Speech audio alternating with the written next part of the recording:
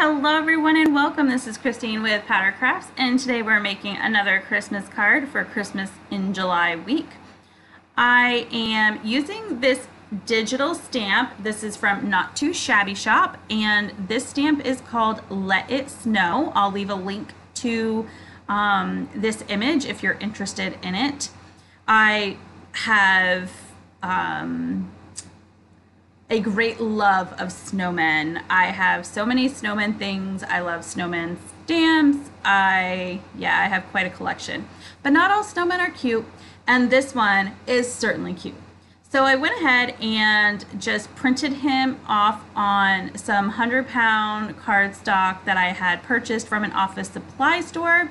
And while the package says it's 100-pound cardstock, it's not necessarily the same thickness as buying 100-pound cardstock from a craft store. So it does go through my printer just fine, and I sized him to basically fit a majority of the front of my card. So for the coloring, I'm keeping it kind of basic. It is a snowman, so it doesn't really require a lot of different colors. But I did want to bring in red for his hat and green for his scarf, of course an orange nose, and we're going to go ahead and color in our snowman. Now, I like to use cool grays for things like snow, and I like to use my warm grays for things like hats or beards. When I'm trying to color in white areas, I like to use the two different tones because they give two different looks. Now for my little snowman, I'm using C5, C3, and C1.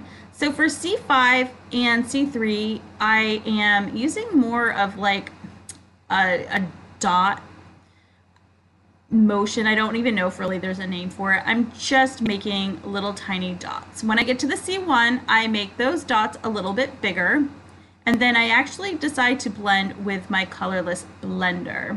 I just wanted to give it a little bit of texture, and I'm not coloring the entire snowman or the entire snowbank because it's snow, but I do want to add some shadows and give it a little bit of, you know, something special. So to finish up the coloring, I'm coloring in the little bird here, and I'm bringing in a glitter marker. This is just like a silver glitter pen, and I'm using that to fill in the ornaments, and then just a brown marker for the branches. Nothing too fancy there. So once I have this completely colored, and I make sure that gel pen, that silvery glitter pen dries, I'm bringing in some Distress Oxide inks. I am using Tumbled Glass and Stormy Sky, and I'm just using enough Distress ink to kind of fill in some of that white space so it's not so white in the background. And so I'm using the Tumbled Glass for that, and then I'm going to go in with Stormy Sky and just hit the edges of this piece to darken the edges up a little bit. When I am not going to matte my image, I will bring in some Distress ink and just add a little bit of a dark color. It kind of gives, it allows it to break up from the pattern paper a little bit, in my opinion. So my focal point is all set. He's colored, he's got his Distress ink, and now we have some pattern paper here. So I dug through some scraps because I'm trying to use up what I have, and I found this really pretty snowflake paper, and it's got the white with the brown, and I thought it'd be really fun to have this pop of red, and this is just red and with white polka dots.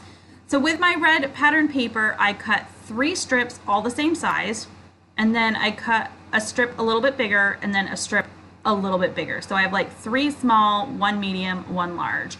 I wanted to see how this image would be with the different thicknesses of pattern paper. And I decided to go with the medium sized, or thickness, and I'm trying to put that right in the middle of this panel. So I did get out my T ruler to try to help me figure that out.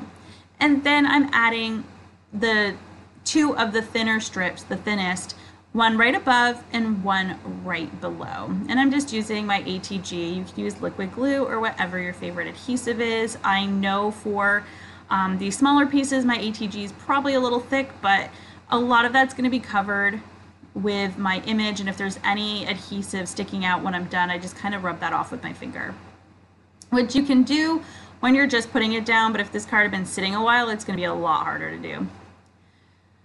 So once I have my strips down where I want them to be, I'm going to go ahead and add my focal point to the center of that, and I'm going to grab a card base from my stash. So I'm finding one that's definitely neutral in color. We're going to go ahead and score that at 5 1/4 because this is an A2 size card, so it'll be 4 1/4 by 5 1/2. So I'm scoring at 5 1/2. I think I said that wrong. So now I'm going to go ahead and adhere my panel directly onto my card base. I'm not using any foam tape in this card because this might be one that I mail out this holiday season, and it will help with postage to not have the added weight or bulk of putting that big piece on foam tape. So once I figure out how to get this on straight, we are going to do the fun part. And you know what the fun part is? Bringing in all the sparkles. So I bring in a lot of different sparkles for this card. First, we are going to use these Nuvo Glitter Drops, and these are a clear color. I'll leave the exact color in the description below. I believe this is Moonstone, but I could be wrong. But they're just clear. They add a little bit of dimension, add a lot of sparkle. And now for the snow, I am bringing in some diamond Stickles. Now Stickles and Nuvo Drops are completely the same. They do two different things. They have two different, I mean, while they're similar, Stickles doesn't add dimension, but it adds tons of sparkle, and I love adding it and using it on snow. So once those are done, I am going back to those Nuvo Glitter Drops, and I'm adding a ton of little dots to be my snow. And this takes a little bit of time because of this, when you make them small and you want to make them round, you kind of have to use like this little circular motion. It really helps to make them circular and not like a drop, like a raindrop. I find if I'm making small, if I don't, like little small dots, if I don't do that little circular motion, they look more like a raindrop. So once I have that done, I decide, of course, his green scarf just doesn't pop enough. So I'm grabbing a white gel pen, and I'm going to be adding random dots all over his scarf. I definitely need to use my gel pens more often because, as you can tell, this one dried out a little bit and I had to work it to get it to work, but once we get it going, it was good to go. So I wanted to add these little white dots all over his scarf. I think that just adds a lot more to that scarf. I don't know how to describe it. I just love the look of the little white polka dots on his scarf. And then once we're done with that, then we get to bring in the glossy accents.